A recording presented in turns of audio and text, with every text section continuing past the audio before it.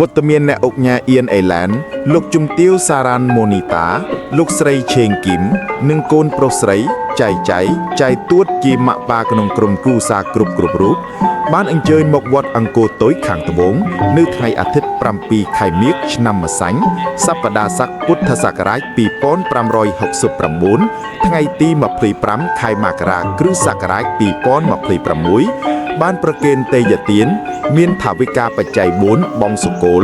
ឧទ្ទិសបុណ្យផលដល់វិញ្ញាណក្ខន្ធដល់បុព្វការីជនដូនតាកុងម៉ាញញាតិកាក្នុងសង្សារវដ្តដែលលោកចែកឋានទៅហើយ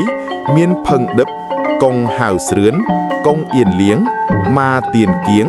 ទាំងបុព្វការីជនញាតិសន្តានក្នុងសង្សារវដ្តសូមលោកបានទទួលផលបុណ្យបានសោយសុគតិស្ថានដ៏ល្អប្រសើរសូមអធិដ្ឋានបួងសួង